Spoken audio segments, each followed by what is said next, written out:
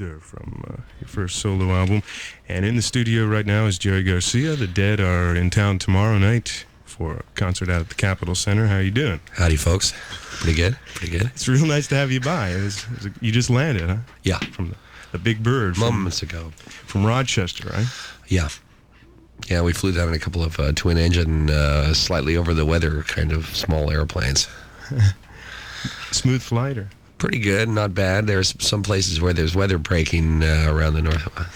Mm-hmm. But I mean, that'll turn up in the news or something, won't it? Yeah, most likely. Yeah, I won't have to go into it. So you were up there in Rochester from, Saturday night? You went after the TV show. You went after up north. That we went. I forget where we went. Oh yeah, we went to Boston was our next stop, and then Chicago and Cleveland and Rochester and here, et cetera, et cetera. How was it being on TV on Saturday night? A lot of fun. Good people to work with. The Saturday Night Live gang, the Belushi and the players have. And the writers have been coming to our shows for some time, and a couple of the writers have been hitting on us to do the show for about a year now. So we've been dragging our feet, reluctant to get involved with television. But since their scene is live, which is a good... it makes it fun. And Belushi even informs us they don't even have the 7-second delay that's normal with broadcasting. So that part made it fun. The live ambience really makes it exciting because all of those things are happening in real time, so everybody's racing around between sketches and bits and so forth. And it's neat. It was fun. We enjoyed it a lot. We were expecting the worst, but it was fun for us. Considering you're really limited on what you can do out of a 4-inch television speaker. We didn't even try. Much. I mean, we just tried to do what we do and hoped that somebody could dig it, And it was fun for us. So we're going to do some more stuff with them, I think. Great. Sounded good. You did Good Lovin', which you've been doing in concert for a while, a good number of years. We used to do it years ago. Pigpen used to sing it. A long time ago, we did it in bars, actually, when the Olympics it was originally an Olympics record before the Rascals came out with a remake of it. Right. And we started doing it, learned it from the Olympics record. We were doing it in bars way back, like 64, 65, so right around there. And so we sort of forgot about it for a while and then started doing it again about 2 or 3 years ago when we started playing after our break. And since then, it sort of turned into something we thought, what the heck? It's nice to put an old tune on a record if there's one around that you like. I notice it kind of fades at where the jam should be. Do you do it longer? Yeah. We do it longer live, normally. You just came back from a trip that was recorded, a concert in Egypt, a series of... Was it just one show, mainly? Or? 3 nights. 3 nights. 3 nights outdoors at what they call the Sphinx Theater, which is an outdoor amphitheater that's situated about maybe 40, 50 feet from the right paw of the Sphinx. And the Sphinx is situated just down the hill, the slope from the Giza Plateau, which is where the pyramids are. So from an audience point of view, the audience is looking at the stage, the band on the stage, the Sphinx to the right, the Great Pyramid in the foreground right, and then the other 2 pyramids extending off into this. Just an absolutely gorgeous place to play. It was beautiful, really, and amazing too. The sound, the ambience, as we were talking about ambience. Yeah. How was it? I mean, did you have it set up? Well, it's playing over the desert is we had the Great Pyramid wired, yes, for sound. We had a transmitter on it. We transmitted from our recording truck a mix of the band as though we were sending to an echo chamber. Same sense in a studio. Mm-hmm. And we had the King's Chamber inside, wired with a microphone and speakers and stuff like that. So we fooled with it for 3 days, but never were able to get it to work. I like to think there were occult reasons why we couldn't get it to work, but I think the reality was that we weren't able to get any wire except some Italian wire in Cairo is a long way from anywhere. Right. And, it was the one thing that we hadn't prepared to do in advance. So if we go back, which we undoubtedly will, if we go back and play there again, we will be able to accomplish that and make that work, although we didn't get it to work this time. We had fun fooling with it. The audience, were there a lot of Egyptians, people just that lived around there? There were a lot of Egyptians, yeah. Well, it's right by the Mina village, which is a little village of, which is virtually in the shadow of the pyramids, a little village there that the townspeople rent camels and horses and have their endless watchmen and tour guides and so forth for all the stuff that's around there, and they're real nice people. It's sort of a typical Egyptian village. And by after we were there for a while in the setup, we had a pretty good relationship with the people in the town there, and that was one of the highlights. For me, the whole Egyptian thing there were basically three elements going on: the incredible archaeological thing that's happening there, the amazing. Was it the first time you'd seen the pyramids? Oh yeah, yeah. It was that reality, which is amazing, an amazing. Itself. Yeah, it is. There's a lot of energy there of some kind. A wonder of the world, right? Definitely, definitely. The only surviving one, of the ancient. Do you have an ashtray? Sure. Thank you. There's one up there. Stretch. Just keep talking. Wait a minute. At any rate, so there's the archaeological stuff, and then there's the desert, the presence of the desert, which is vast, and then there's the Egyptian people who are real sweet people, nice people. And it's a soulful country. It was a nice place to travel and a nice place to be. Now, on the Blues for Allah album, you had unusual occurrences in the desert. Did anything ring true? Your visions of the desert? Oh yeah. Well, much of as far as the whole experience goes, it exceeded the whole thing exceeded our anticipation. Exceeded our expectations. A lot of times, you go into a situation like that and are disappointed. It doesn't work out quite the way you wanted it to, or whatever. But everything worked. The shows worked out real well. We were well received and had a lot of fun. And made a lot of interesting friends there. And a lot of our friends, our closest friends and our best fans probably from the United States came over. So it was this adventure that we were able to share with our family, so to speak, our friends and so forth. It was really fine. I think I would go back and do it again anytime. Now, you recorded the entire 3 nights. That's right. Do you intend to release that in the near future or before? Not in the near future, but sometime probably during the course of this next year, we'll release an album's worth of what happened there. Whatever seems to be most typical of it. Were any of the local Egyptians hip to the dead? I mean, did you find some Egyptian? There were deadheads? people who knew who we were. They were mostly sort of westernized media Egyptians, so the kid from the radio station who plays Western music knew who we were, Right. Other people did, more by word of mouth than by actual contact. But our audience grew, and during the 3 nights we were there, and by the 3rd night there were, like real deadheads out there. New Egyptian deadheads. It was an amazing flash. And like Bedouins from the desert, came in on either side. Is like desert on either side of this theater. There's no enclosure of any kind.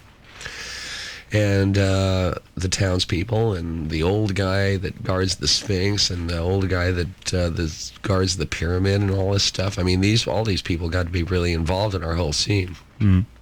It was fun. Did you record the concerts at night during the nighttime?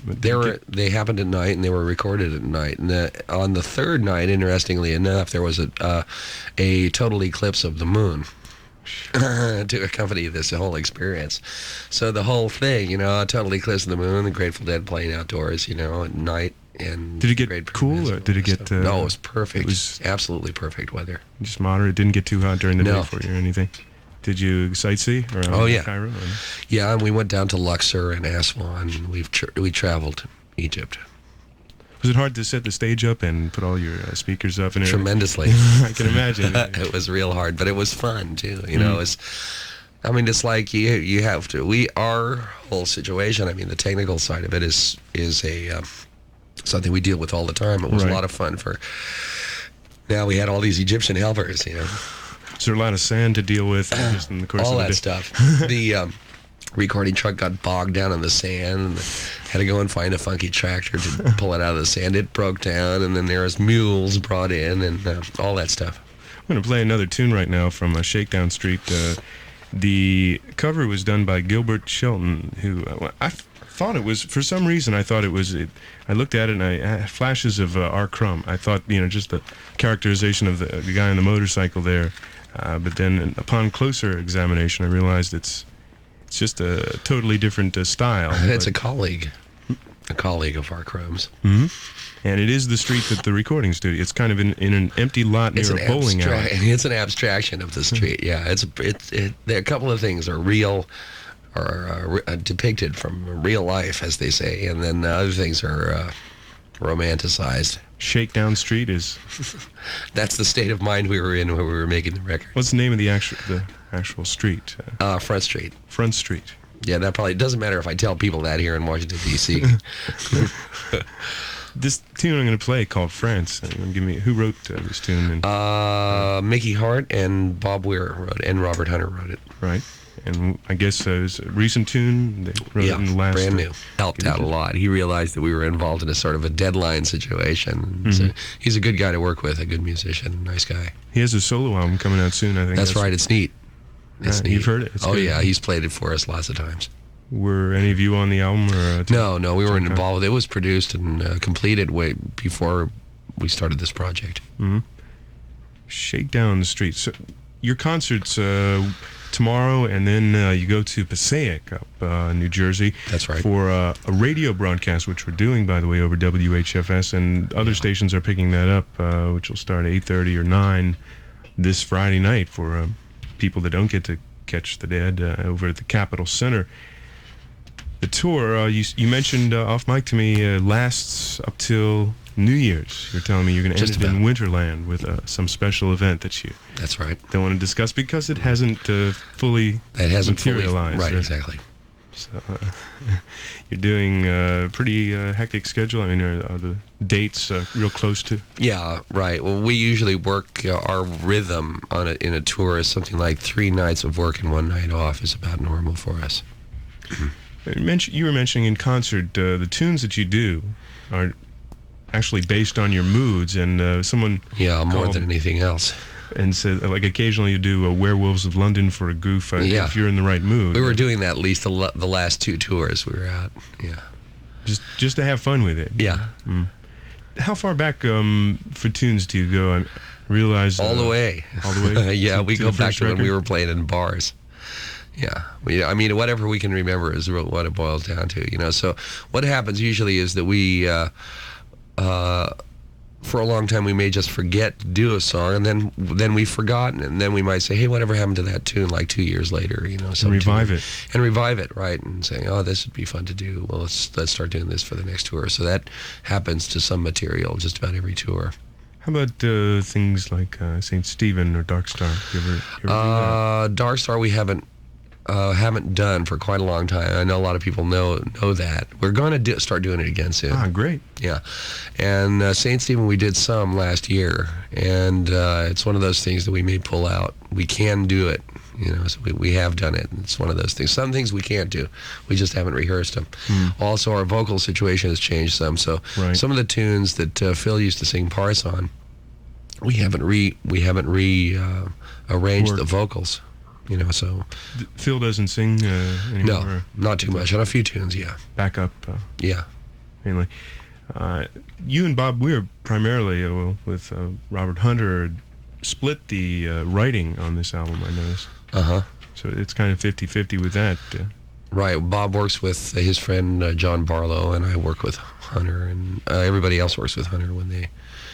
And it's, it's whoever's around, and whatever the situation is. Did when you were doing the Jerry Garcia band tour, did that ever? Were there dead dates interwoven with that, or no? Or was it strictly. I can't do that. I can't be too places. That's right. It's really too hard for me, and also there's a different kind of overall mood, and my band is sort of a much quieter presentation. Right. So I get into a certain kind of mood, and that mood is. Sort of characterizes the tour, that it has to do with the people in the band and the personalities and the way that organism functions, as opposed to the way the Grateful Dead does it. The Grateful Dead scene has a lot more energy, I would say. Right. Noticed a few reggae flavored tunes, even on the beginning of Good Lovin', and Fire on the Mountain, which we'll play in a while. Are you personally, do you like to listen to Jamaican music? Or sometimes I do. It depends. It's one of those things, and it reflects a certain kind of mood. And from a musical point of view, it's fun. And I was really involved with the music about 4 years ago, with that kind of music, 4 or 5 years ago, when it first started getting transmitted to the United States, so to speak. And at that time I got interested, and I've been writing songs that spin off of that feel for quite a while now. On Cats Under the Stars, you did Love in the Afternoon. That was a reggae flavored tune. Definitely. And a few things have managed to show up on the album, like Fire on the Mountain, which is an excellent tune, which we'll play in a while. Right now we have a tune called Scarlet Begonias queued up from the Mars Hotel album. You doing this in concert? Yeah. Great. In fact, we do this and Fire on the Mountain as a medley. Oh, great. Yeah. That ought to be nice. When did you write this? Scarlet Begonias were right around the time that Mars Hotel came out. I wrote it, maybe 2 or 3 months before we started recording it. So whatever year that was, I forget. I don't even remember what year it was. Kind of 74, maybe. Together, 73, 74. Yeah, somewhere around there. Mm-hmm. Dead from Shakedown Street, Fire on the Mountain, and from the Mars Hotel album, Scarlet Begonias. I understand you're doing that as a medley of tunes because they are in fact on the same key. It's called a perfect segue here in the radio business. It's really a pleasure to have you by for this current tour tomorrow night at the Capitol Center. The Dead will be playing. Someone called up and wanted to know your mentors or influences. Well, musically, first of all, we'll take it that she might have meant musically, and ask your influences. What did you listen to when you were a teenager? Rock and roll. Rock and roll. At just... that time, that was when rock and roll was happening, and my influences were, Buddy Holly and Gene Vincent, Little Richard, Pat Stormo. Classic bluegrass. I mean, classic country music, classic rock and roll. My grandma liked Hank Williams. I just grew up listening to music. My father was a musician. My mother was an opera buff. What did he play? Clarinet, woodwinds. Professionally? Yeah. Or, where did he play? San Francisco. Mm-hmm. Just played with a band? And yeah, he was a band leader, as a matter of fact. That was, like during the 30s and 40s and stuff like that.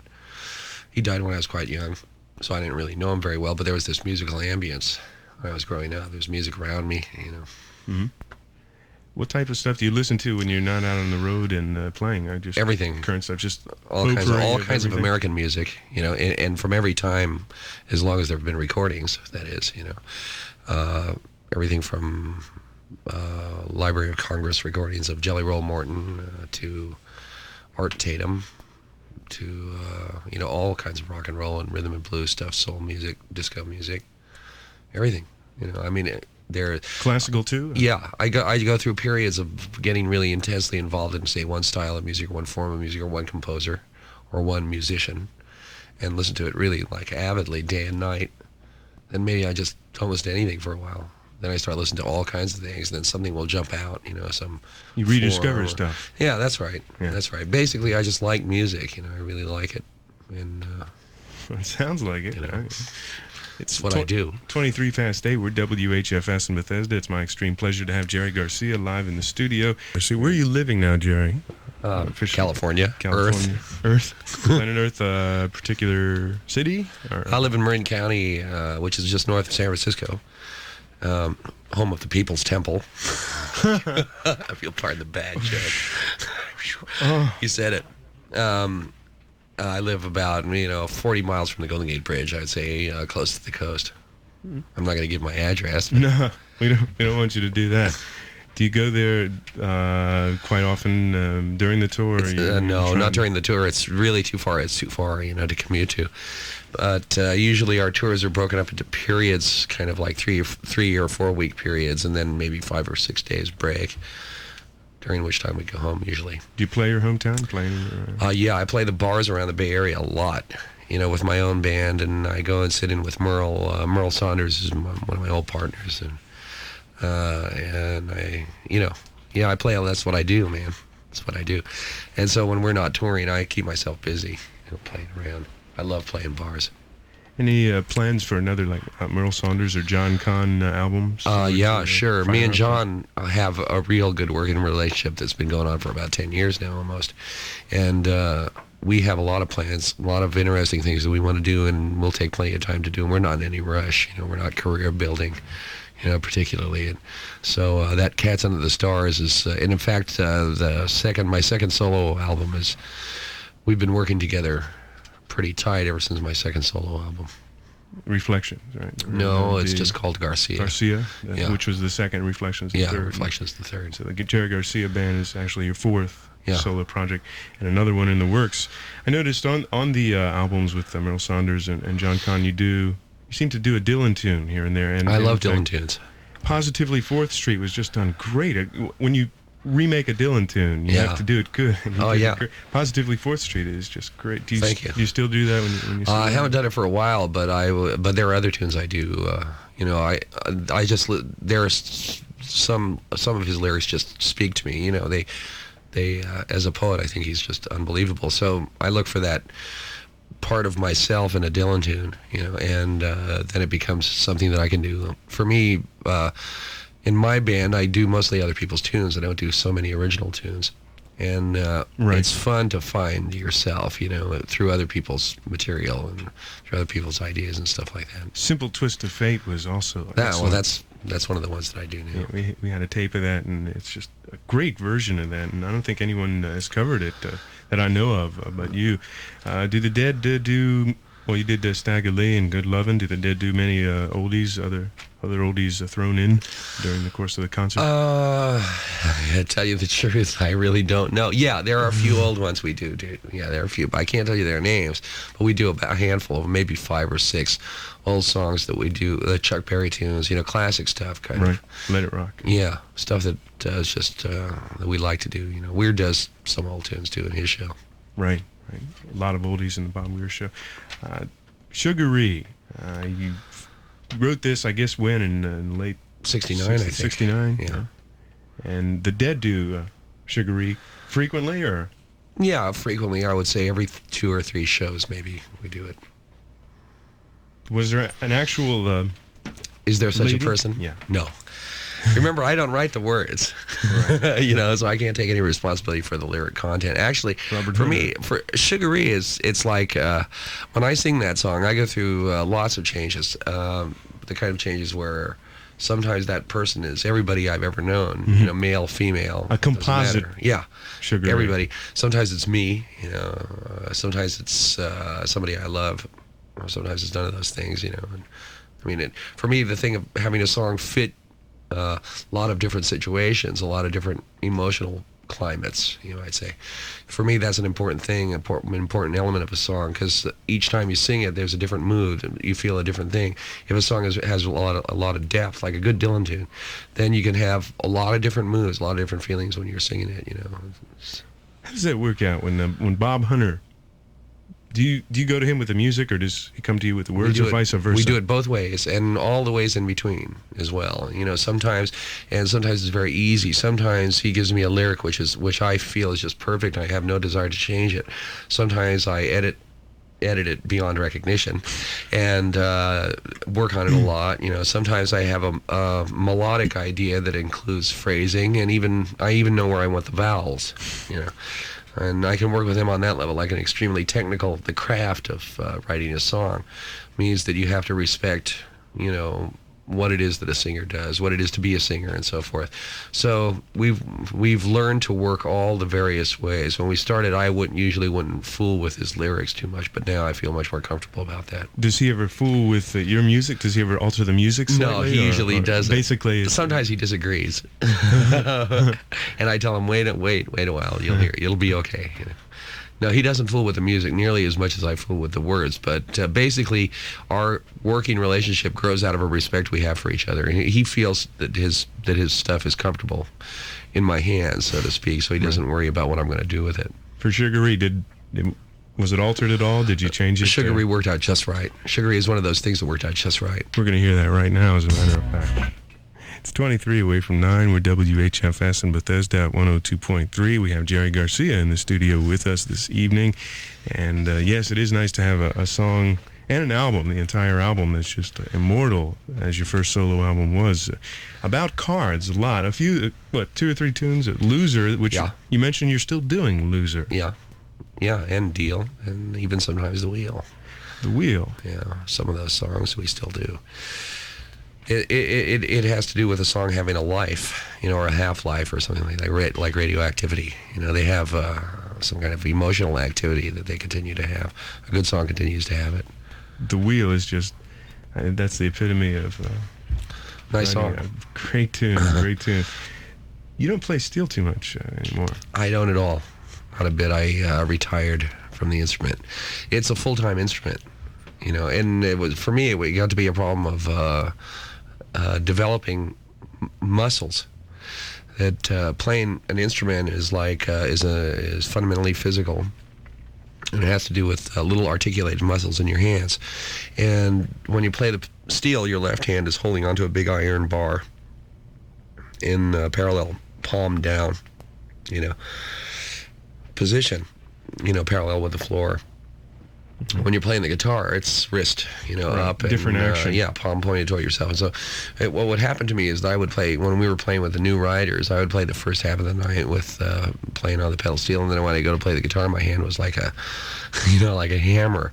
I couldn't move my fingers at all. So I decided, well, something's got to give here. Either I'm going to become a pedal steel player, or else, and give up the guitar entirely, or else I'm going to go with the guitar and give up the pedal steel. It's just I couldn't really please myself with both instruments at the same time. One way or the other. Yeah, I get making good progress on the pedal steel, and my guitar playing would be miserable. I suppose it was like switch hitting or playing offense. Yeah, that's defense. right. I can't do it. Some people can. Some people can do that, but I'm not somebody who can. I can, and so I opted for the greater flexibility of the guitar for me, and the advantage that I had on it, insofar as at the time I felt that I had a pretty good command over the instrument, and that I didn't want to give up the lead that I had, so to speak. Even though I really didn't.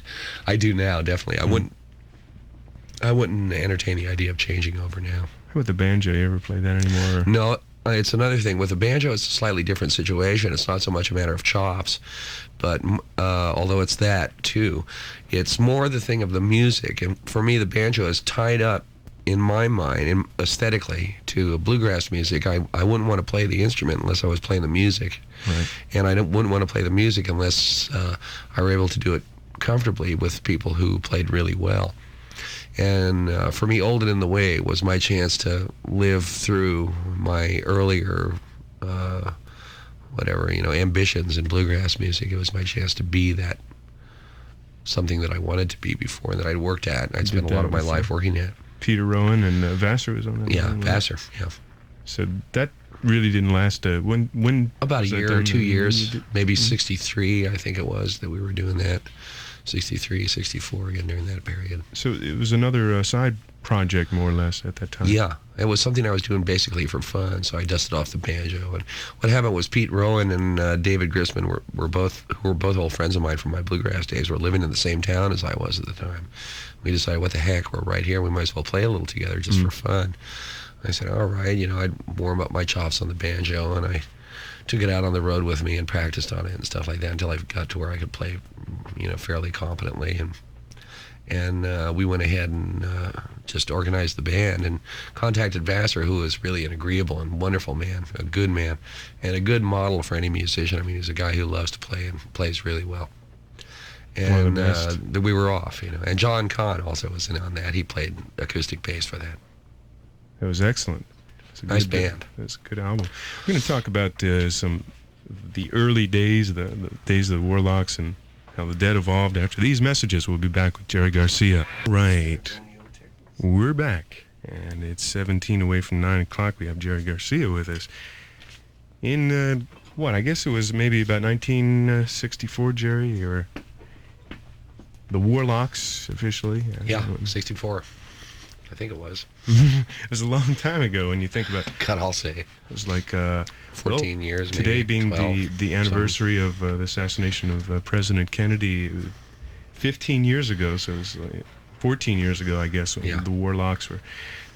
Could you just briefly trace the family of people, if you can remember, and how the transition or evolution came about from Warlocks to Grateful Dead. Oh, First well, of all, who are you playing with when the Warlocks? were a band? well, that was basically the same band. Kreutzmann, Weir, me, Pigpen, and Phil was the original band. Pigpen, of course, died, and Mickey came on the scene 67, I guess, 66 or 67, and between 64 and 65 is when we fell in with Kesey and the Acid Test, and that's when we changed our name. We became in 65. Yeah, I think probably right around real early 65. Though I'm not really sure about that. When you were the Warlocks, was it bars and local gigs primarily? Yeah.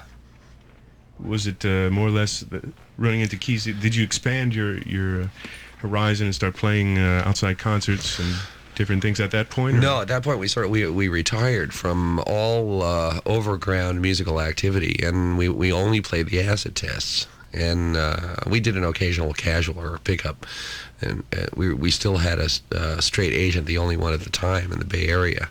That was in the old cigar chopping days. This is the guy that booked strippers and dog acts and chucklers and all that stuff. You know, he also did the rock and roll bands. At that time, there was the Cafe A Go-Go scene was, you know, all that those kind of bars, you know, those divorcees bars. We played those kind of places for quite a while. And we got out of that. That was, you know, like 6 nights or 7 nights a week, 5 sets a night, you know, for a year, maybe a couple of years, something like that. And I forget, I don't know, you know, like I'm slow on this stuff. Then we broke off and went and started doing the Acid Test and said, the hell with everything. You know, there's no future in this regular stuff, you know. Mm-hmm. It's more fun to go out and get crazy. And it was. And that scene started growing just in amazing leaps and bounds. I mean, after we'd been involved in the Acid Test for about 2 or 3 months, it was already much larger than anybody could deal with.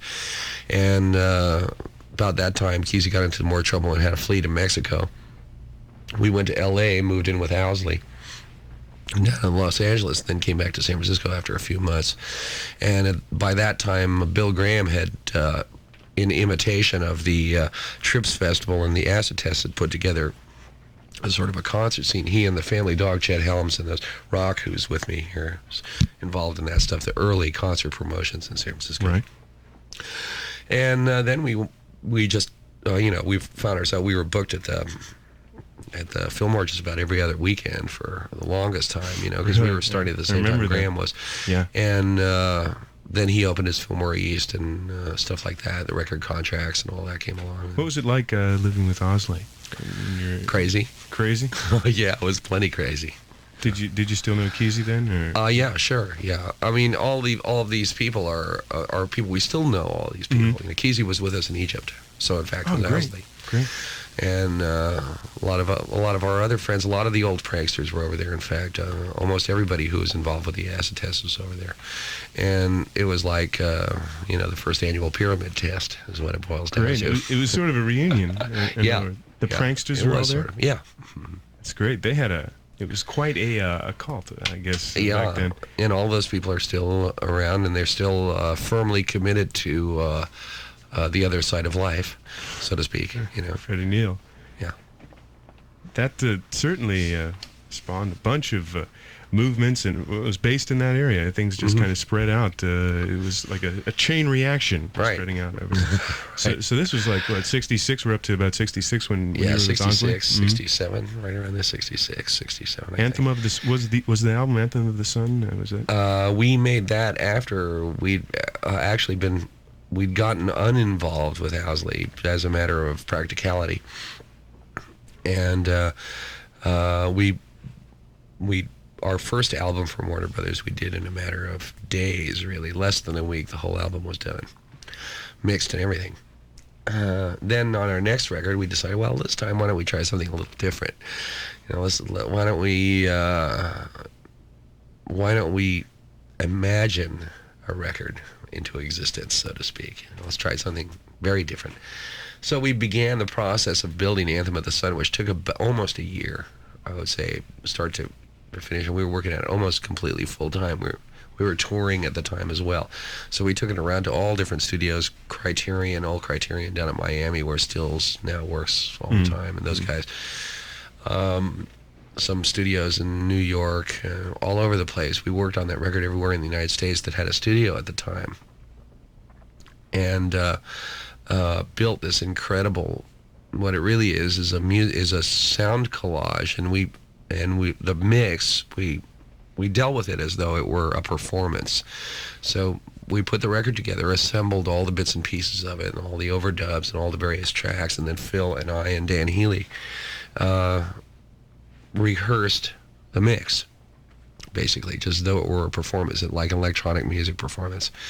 And we worked at a lot and took the pieces of the best executions of the mix as a performance, put that together, and that's where the record comes from. Of course, that's the original mix. Now, I don't think that you can find that anymore, and there's a cleaned up version. Phil remixed it as a pet project of his own, about the same time I remixed Oxo Moxoa. And so it doesn't really, I don't think it really sounds the same, but in any event, we didn't really make that record for an audience. You know? It was more or less just for listening. Well, yeah, because it was very complex. There's very complex. Quadlibet for tender feet, and then cryptical envelopment. Yeah, it's just kind of very complex. I mean, it's really a nightmare trying to decipher what's on the tracks. It's like a jigsaw puzzle, only assembling the pieces. It was, you just didn't put this piece here, and I guess you had to. Right, we didn't have the convenience of 24 tracks, although we had that much information a lot of times. You know, we did the whole thing on 8-track, which meant that it was a planning problem. The record was an incredible planning problem. You know, can imagine. Jerry, I want to take you back in time to right around, I guess it was 67 or 68, and you're talking about Miami. Yeah. There's this place called the Image Club. I remember that. Yeah. Psychedelic club, and there was a good band there too, a good house band. You remember the name? Also called The Image. So that was. I remember the Dead were playing there, and I was on a vacation with my family or something, staying in it was the Newport. The hotel? Yeah, and my sister, who is a big Dead fan, and got me into it, as a matter of fact. Back in Anthem of the Sun, she turned me onto it. I remember you were out there and playing The Image. What was that like? It was just a bar? Or? It was typical of the kinds of places that we would play out of the Bay Area. Yeah, it was somewhere between a bar and a dance hall. You know, it was actually big. If I remember, it was bigger, and it looked like it may have once been something like a bowling alley or a skating rink or something. You know, it was kind of bigger than that and more spacious with an open floor.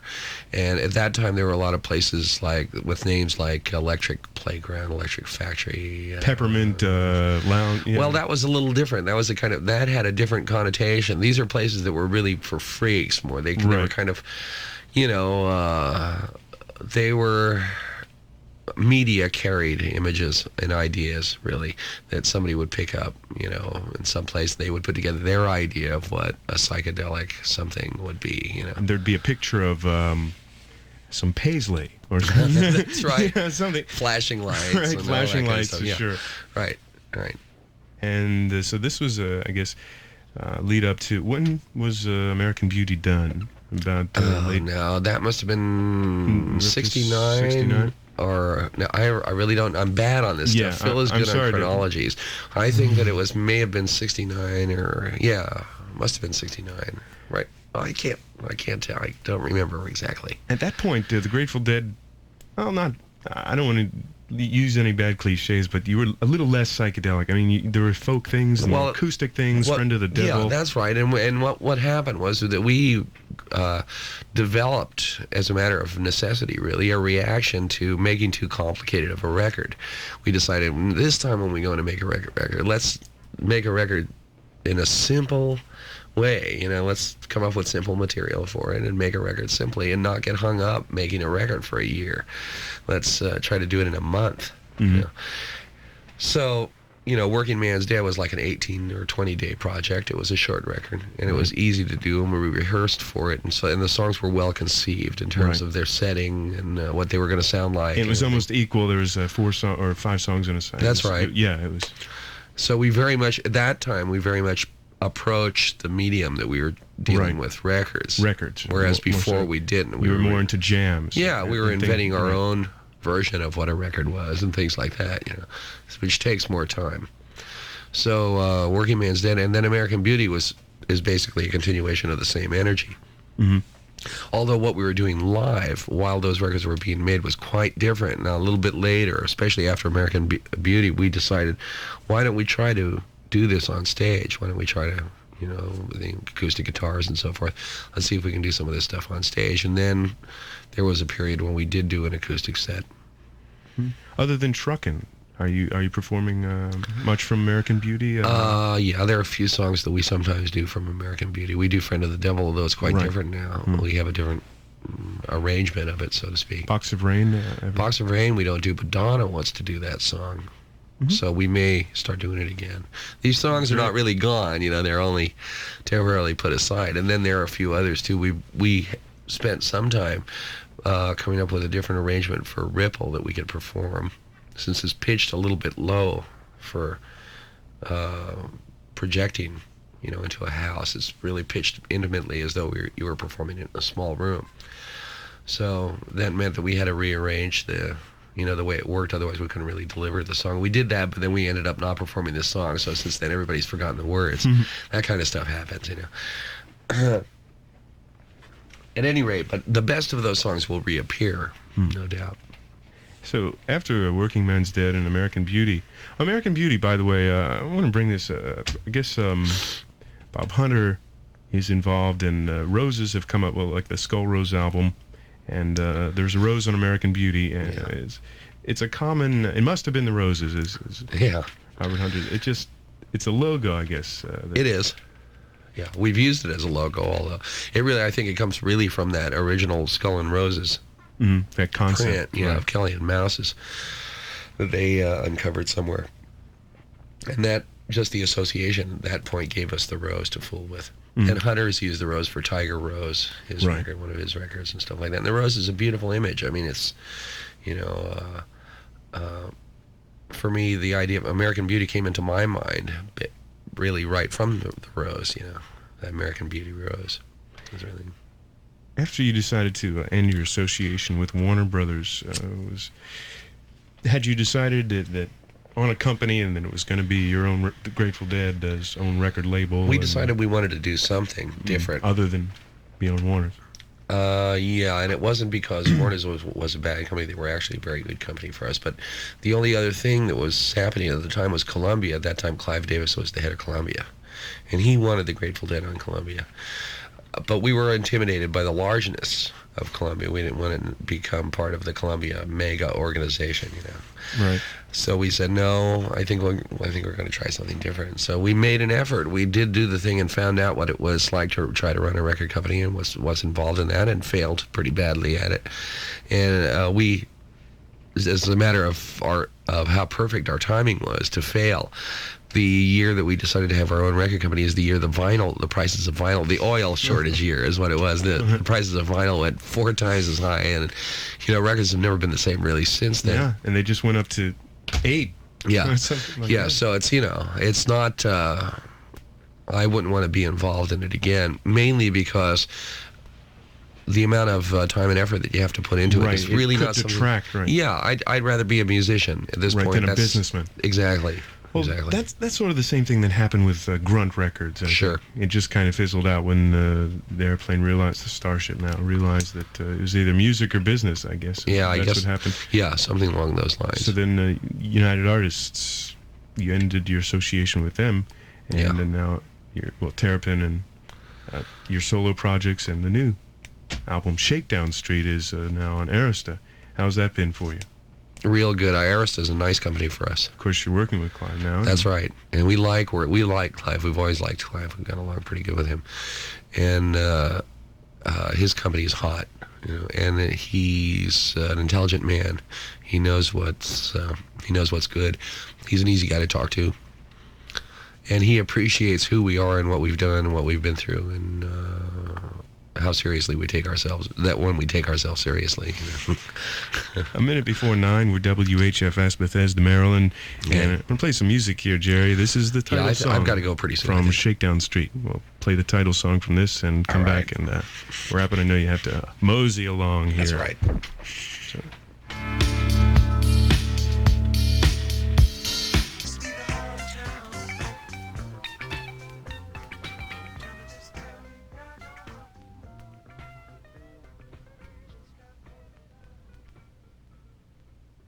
That's Shakedown Street from the Grateful Dead, the title song from their latest Arista album, And it's pictured, in fact, on the cover, if you want to know what Shakedown Street looks like. Healy is Front Street, out there where the Dead recorded the album. In the course of how long? How long did it take you to do the record? Was it About 6 weeks. Mhm. Not too long. 6 or 8 weeks, I'd say. I really want to thank you for coming by. People from all over have called up and wanted me to welcome you into town, and just tell you thank you very much. And I thank you. God, it's been just such a great surprise for you Thank stopping you. by. And Yeah. the Friday concert, by the way, if you don't catch the Grateful Dead tomorrow at the Capitol Center, the Friday concert from Passaic, New Jersey. Have That's you ever right. played up at the Capitol Theater? Oh, yeah, a lot of times. That's why we're broadcasting from it, because it's a good room. We're used to it. Mhm. And that will be over 10, 20 stations? Something like that. Yeah. And right here on WHFS, right around 8:30 or 9, you'll hear that concert. Have a nice gig tomorrow night. I'm sure you will, and you're ready. You're going to rest up tonight, pretty much. I hope so. You're going to have some turkey. That'd be neat. That'd be good. And I really want to thank you for stopping by. It's just been great. Thank you. It's been fun. And next time you come to town, anytime you're in town, drop by here, and I'll do it. We're always glad to have you come by. Okay. Jerry, thank you very much. Thank you.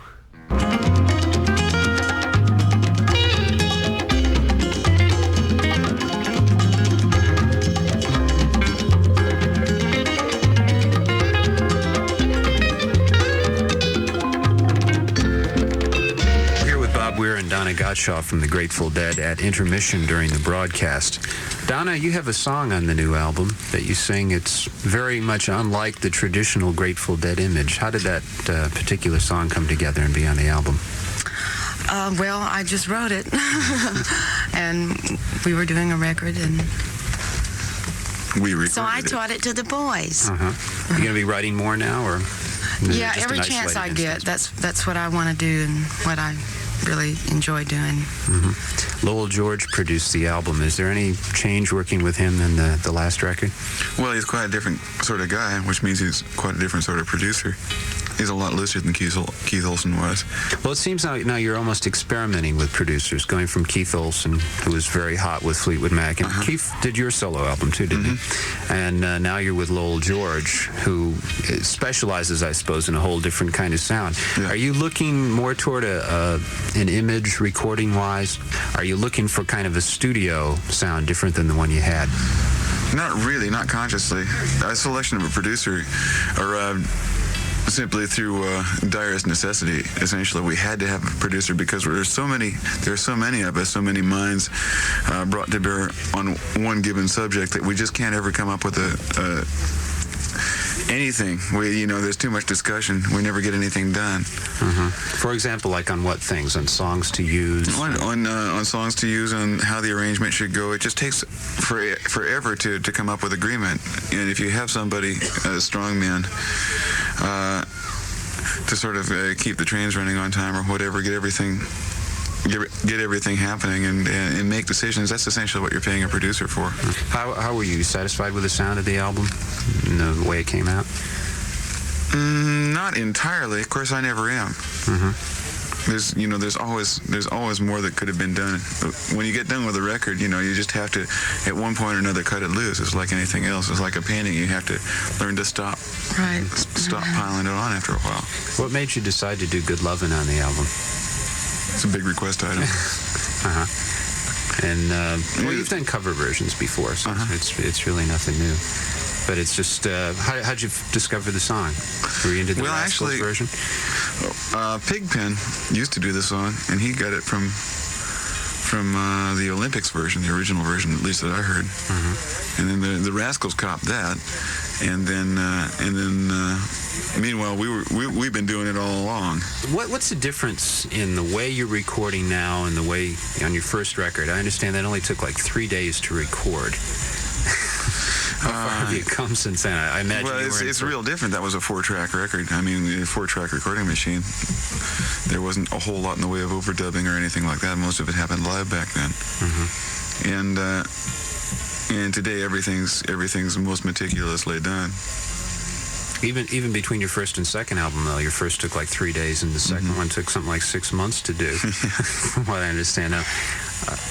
Why was the second difference? one? Oxo, I think, or Anthem of the Sun. Anthem of the Sun. Yeah. Yeah, that was a bit indulgent. In that first album, we never really got a chance to get into and understand the recording arts. It was done so fast that it just went by. And we sort of took our time the second time around, and more than produced a great album, what we did was we learned about recording, or at least began learning about recording as the art started to develop. Well, one thing you guys always did seem to have, or maybe you can tell us a little bit about how it got started, it always seemed that your sound systems were very much better than the run-of-the-mill thing that you'd see at a concert. How did you get into getting the sound as finely honed as it is, technically? I think that probably dates back to our original association with Owsley, and just our fascination for sound. Owsley was, among other things, a sound man, and a good one.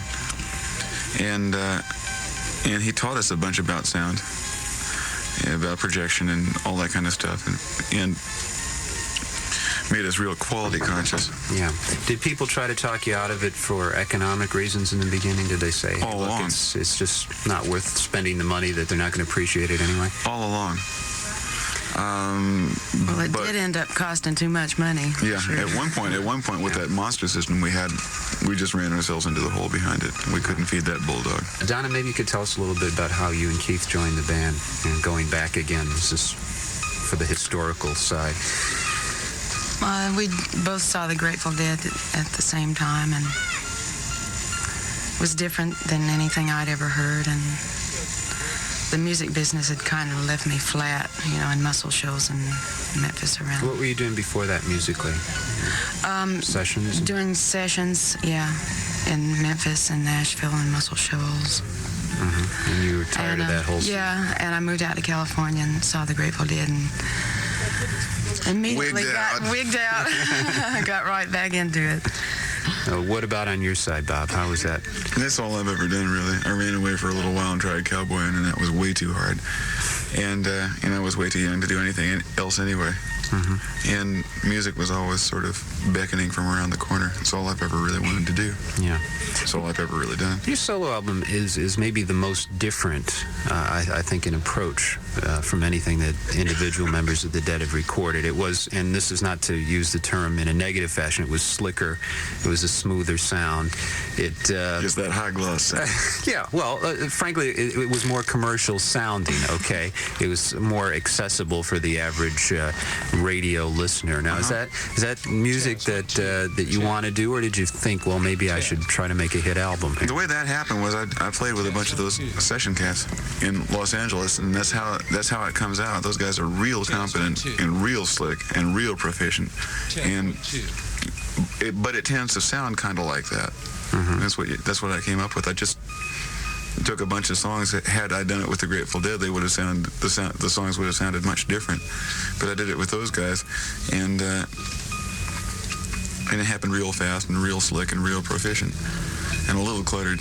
That wasn't so much what I was going for as what I got, and in so much as I got it, I went for it. Do you think the future will be like that, where you kind of drift in and out of the Grateful Dead? The Dead gets together, does a tour, you do solo albums. How is that going to work, or how do you see it as working? Well, I kind of intend to keep my horizons as vast as possible. I want to be able to draw from a wealth of experiences, and you're only going to get a certain run of experiences with the Grateful Dead and a certain run of experiences with your own band. And I want to keep mixing it up. I want to have a whole bunch of different persona. Yeah, we all like to do that. And that concludes our interview with Bob Weir and Donna Godchaux, recorded shortly before broadcast time this evening. I'm going to switch you now to an interview done last week, on the 14th of November to be exact, with Tony Berardini of WBCN. He talked with Mickey Hart and Bill Kreutzmann of the Dead during their appearance in Boston. We have the what do you call yourselves? The Bakshi Rhythm Devils, right? The Bakshi Rhythm Devils. Bakshish Rhythm Devils. Well, you guys got into all that when you were over in Egypt. Now, the Dead took the whole family to Egypt, or when was this? Oh, we packed up all the women and the kiddies, and with Bill Walton and Kesey and Krasner. You took Bill Walton with you too? Well, he went along with us. Yeah, he's a friend of ours, Billy and myself. Right. Yeah. He likes the music. Good inspiration. He's a good man. Yeah. And, he came with us, and we packed everybody up, and we went to Egypt for 3 nights. Well, actually, we went for 2 weeks. Explain what bakshish means now. Well, actually, bakshish is the word for a tip or a gratuity. Everybody got there. Kids use that word more than adults. Kids say bakshish. They want to be tipped and this and that. So it was a funny kind of saying. So Graham picked it up, and he made us T-shirts, bakshish Rhythm Devils, and this is Grateful Dead in Arabic. It is. That's what that is. So Great. It's a little in-joke between Bill Graham and myself. What made you guys decide to go to Egypt to play a concert? Why not? Where did that... Okay. Well, why not? it held a lot of great mysteries, It's for everybody, it's an alchemical thing, and we had talked about it years ago. We always wanted to go to the Great Pyramids. We thought the imagery of the Grateful Dead at the Great Pyramids playing live, you couldn't miss. There was something there Right. that we didn't know exactly what it was, but it was drawing us there. And we hadn't done it before. we hadn't done it before, for sure. And We knew there was some it was a power great there. vacation. Strong. There was a lot of strong it power was pulling there. us. Yeah. And That's right. we went there, and we took all the family, and it was sort of a payoff for them, the people who have helped us along the way. Couple nations. Yeah. It was sort of like a treat for all of us, We gave ourselves an experience. You knew some musicians before you went there. Some Egyptian musicians. Yeah, Hamza El-Din is the musician. He's an oud player. He plays, that's a 12-string instrument, as we talked of last night. And the tar, I knew him, and I recorded an album with him, in Eclipse. It's called Eclipse. It's just out now on Pacific Arts Records. He taught me to play the tar, just that large tambourine type of an instrument without jingles. Right. And it seemed like a natural for him to come with us to open up the show at the Great Pyramids to play with us, because he was Egyptian, Nubian. And as you know, the Nubians were the people who were flooded when NASA and built the Aswan Dam. They built the dam in '65. So the Nubians, there was 250,000 families that were displaced from Lower Egypt. That's a lot of people. So that's what happened when the dam hit, and they were relocated in another place. Hamza was the person who got out of Nubia to spread their music and the music of Egypt, Upper and Lower, to the rest of the world. Somehow we met in California, hooked up.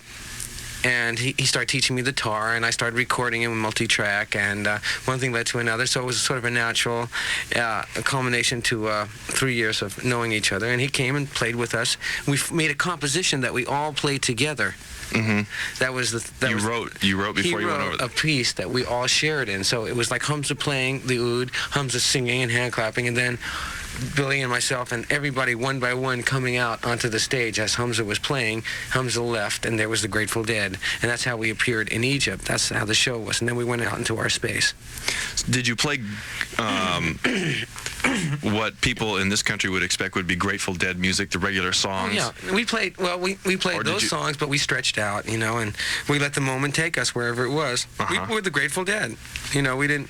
You couldn't go into there and be pretentious or anything. No, it's interesting though. Grateful Dead's good enough for me, and I'm sure it would be good enough for the Grateful, for the Egyptians if we played good. Right. And we did play good. At least one of those nights, it was special. Was that recorded at all? It was. It's about 4-inch high, and it's got a single stretch skin over it. It's made of calf, and it's got basic tones of so this is the native instrument of Nubia, and the women use it as a strainer to strain grain. Through the calf hide? Well, they have a little screening on it, and then when they want to make a drum out of it, they just put a hide on it and they stretch it. That's great. Yeah, it's sort of a very multiple use. It's multiple use, and this is the native percussion instrument of Egypt. So we learned how to play these instruments, and we went over there and played their instruments there. So that sort of took them back. Immediate cultural touch. Yeah, it was great. That was the link with Hamza. We all got out to play something in 12 beats. That was Hamza. Were you at all apprehensive? I mean, okay, so here's the whole Grateful Dead family in Egypt, and you're all set up, and you're getting ready to walk out on stage for the first gig, and there's how many people in front of you? Not very many. There was only a couple of thousand. A couple of thousand. Yeah. Nervous? Yeah. No, it wasn't nervous. It wasn't nerves. We wanted to do it. We were looking forward to doing it. I wasn't nervous. Were you, Billy? No, I wasn't nervous in the least bit, not at all, and I never have been. Okay. No, it's not. It wasn't nerves. It was like, here we are, and we finally made it, and we're playing here, and how is it going to sound? You know, how is it going to be? Right. And it wasn't nerves. It was mostly like, gee, we're here, and isn't it great? And let's savor it. You know, enjoy it. We were digging it. We really liked it. Good, positive excitement. It was you could call exciting. it. We're Did you looking get forward to it? You played 3 days, 4 days. 3 days. 2 days. Did the crowd increase day by day? A bit, but not really. There wasn't really that much room for that many people, except if you wanted to sit out there in the desert. You know, it was. Where did you play? Well, it was right in front of the Sphinx.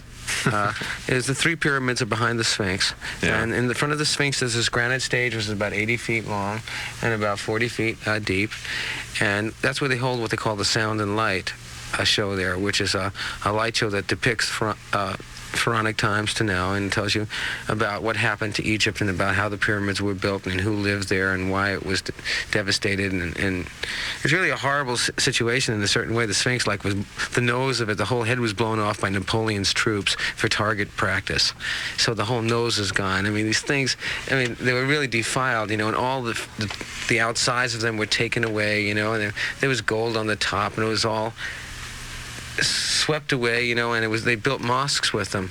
Really? You know, they tore the pyramids down and part of the outside of them. So for that reason, it was sort of weird, but it had a great energy there, you know, and it was granite, and you're playing outside live on granite, and it really made it sound good. You could carry for miles. Oh yeah. One time I put a song on the PA just for testing it, and I went out.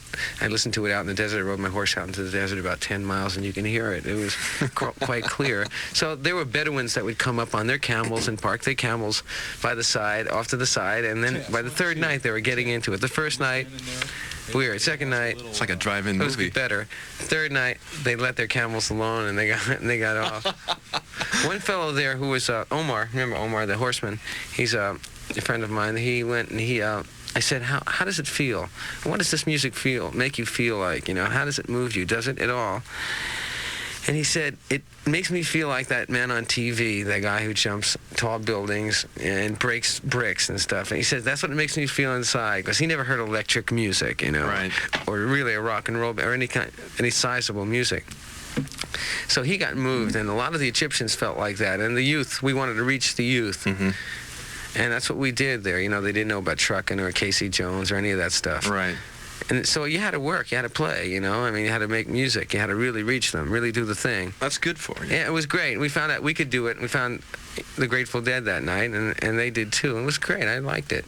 I had a great time. What was the political climate like when you were there? Camp David. That was going on. You know? So we were right there on that threshold. We were sort of playing a Mission Impossible game. United States saying, hey, they didn't really sanction us for going over there, but they didn't say we couldn't go over there. It's sort of like, if you do well, rah, rah. If you don't do well, were there political things involved in getting visas and stuff like that to get into the country? No, it was just, we just went there. There's no embargo to go to Egypt. You can go to Egypt. No, we just went there as, you know, citizens, and we just went to Egypt. No, there wasn't political at all, but the United States government wasn't involved in it at all, is what I'm saying. We went over there strictly as a musical experience, right, you know, and we try not to get politics into it, but there was Camp David was happening at the same time.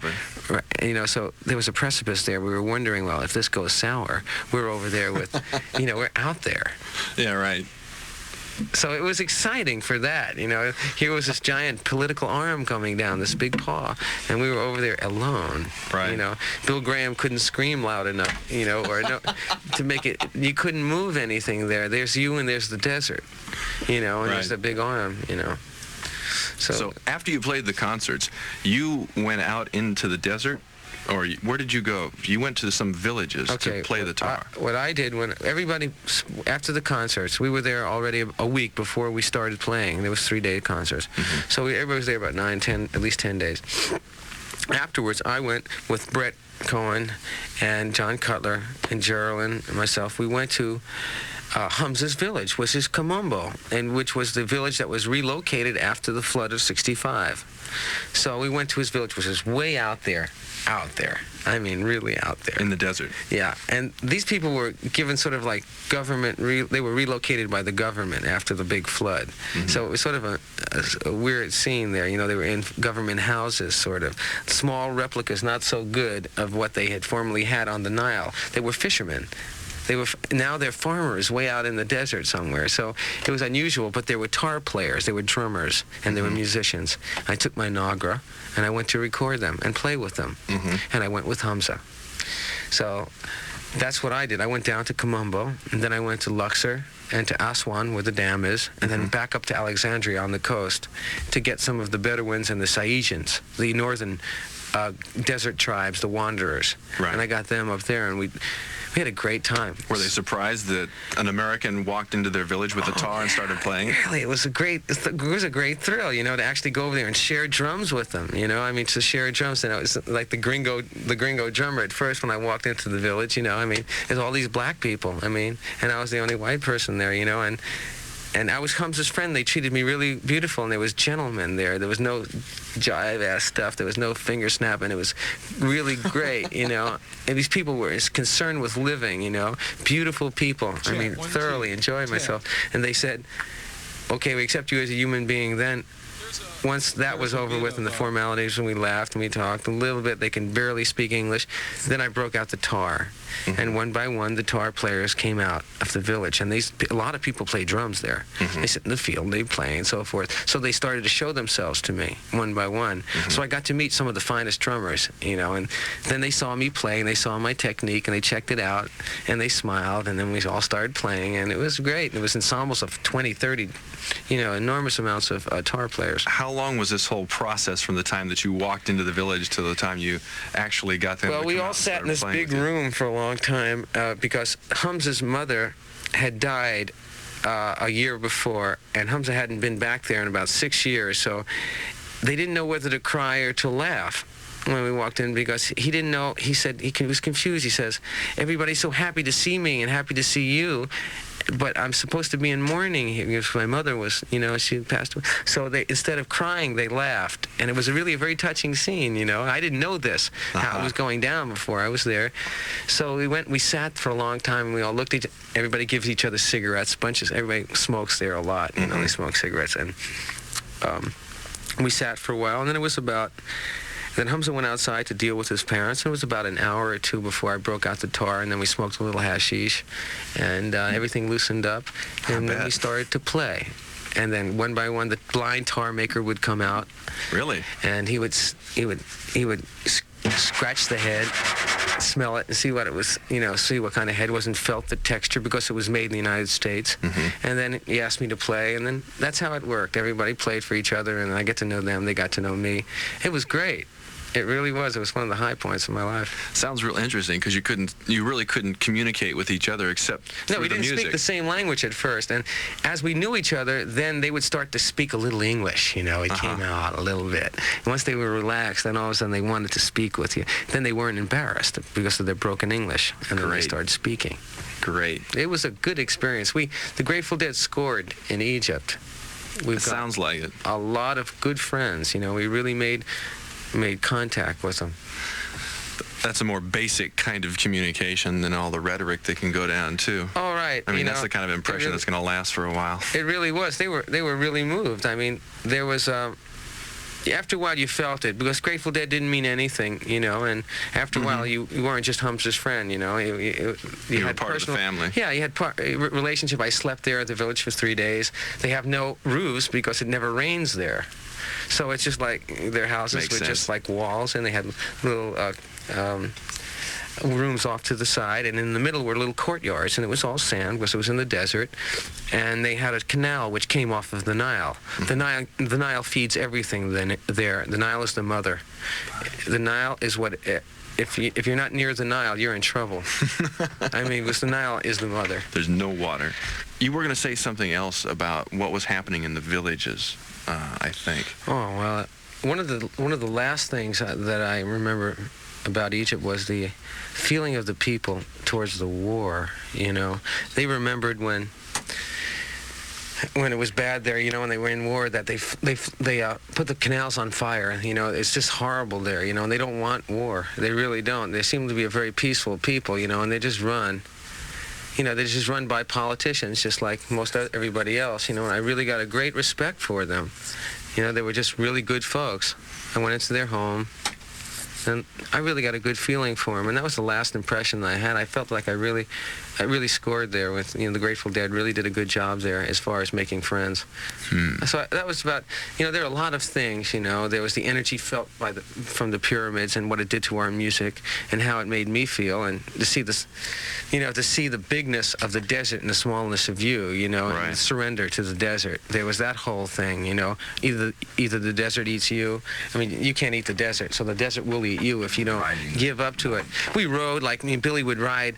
We'd go out in the middle of the night riding for 10, 15, 20, 30 miles, you know, and we took Bill Graham out there on his first horse ride, you know, come on, Uncle Bobo, and we got him out on the horse, and we rode flat out in the desert, and I said, relax, Bill, we think it'll be okay, and he got high, and he got loose, you know, and he's real, you know, he's a businessman, he's a run. Never ridden a horse before in his life. But, you know, out on the desert, you know, with an Arabian underneath you, you know, and you're on the desert, it's quite a feeling to run. It feels very free. And you don't have a fear of falling, and they don't trip in the desert. So we rode and rode for hours, and it must be a real humbling experience. I mean, the desert is so big. The desert is huge, man. I mean, it's Goliath, man. It's amazing. There was something else interesting I read about. When you were doing the concerts, you ran a microphone into one of the chambers of the Great Pyramid. Healy. That's Dan Healy, and you should talk to Healy about that. Yeah. He's right out here. You can explain it, can you? No, but you should let Healy talk about it, because I'd like to hear what Healy has to say myself about it. Tell everybody who Dan Healy is. Dan Healy is our sound wizard. He's our sound man. He does our PA and makes the records, and is generally the man that develops the goodies, the stuff. When we want this, he does it. He makes it happen. Dan, make it happen. And he's always been with us for years. Oh, here he knows is now, about the Great Pyramid. It's basically, Dan, why don't you sit down here and explain to him about the Great Pyramid and miking the Great Pyramid. And how we used it. Oh, okay. Well, actually, hi. Hi, Dan. Tony. What basically the idea was that we went into the King's Chamber, and we spent a night after the first night of sort of sound check, sound rehearsal over at the Great Pyramids. We went. The Egyptians were kind enough to let us in there after hours, after the normal touring time, and so we went in there and spent, there was Jerry and Bobby and David Freiberg and Mountain Girl and a couple others of us went in there and spent about 4 hours clapping and singing, harmonizing and things like that, and we discovered the incredible acoustics of the King's Chamber, which, because of the resilience, because of the solidness of the pyramid, the walls just absolutely don't give at all. So you get this almost indefinite sustain. It offered a basic frequency response that was advantageous maybe to some other instrument like the voice or a guitar, having the resonance factor of the pyramid along with your music, besides all the making use of the indigenous things you could work with. Right. Yeah, it was sort of a natural. Yeah, it was a great, and you could do things like inside the King's Chamber was the sarcophagus, which is like the coffin made of stone. Only it was a rectangular box about 6 feet long, about 3 feet wide, and about 4 feet high. It was carved from one piece of granite. Now you have to understand that this is at least 4,000 years old. Right. But it wasn't like it was sides and ends and a bottom piece. This is cut out of one piece of granite, and it was perfectly smooth and perfectly engineered, and the corners were perfectly straight. And you could lay down inside it, and you could hum notes. Yeah. And when you hum the resonant notes, like every chamber, every room has a note that reverberates more than other ones, and it would come alive. So you could hum a tone or a musical note, and as quietly as you could possibly hum, it would reverberate so loud that it would hurt your ears, and that if you hummed in a regular, normal talking voice, it would massage your body. You must have had to whisper in the chambers. You could whisper, and in the right frequencies, it would just be blown up like 1,000-fold in terms of like an volume. amplifier. Oh my God! Like its own speaker. And furthermore, it tends to defy the laws of physics, in that there are laws that say that if you have a certain size chamber, it'll resonate at certain musical notes and stuff like that. Not so. Not so in the King's Chamber in the sarcophagus. What happened was that it tended to resonate in what's in the tempered scale, which is the scale as the Western music scale, rather than the just scale, which is absolutely even harmonics. It conformed with music rather than with physics. The harmonic structure was clean all the way up. I mean, you could really hear the harmonics. That's great. And it was a... Sounds like you guys had a ball. It was really, from my own point of view, being, of course, the sound mixer when we're playing live shows, I'm always out in the audience facing the band. And so my view was the stage at the Sonny Lumiere Theater. That's the Sound and Light. Right. And above that, up to the right, just over, if you were standing on stage, it would be up over your left shoulder, was the Sphinx. And then directly behind that were the three pyramids. Nice backdrop. And there I was, there you are standing there. That was the only thing wrong about the whole thing, is we could never see it. Well, I had that little mirror out there, but apparently you didn't see it. It was only about as big as a silver dollar. It probably was hard for you to see. I love it. Well, that is Mickey Hart and Bill Kreutzmann of the Grateful Dead, as interviewed by Tony Berardini of WBCN on the 14th of this past month up in Boston, when the Dead were appearing in Boston, along with their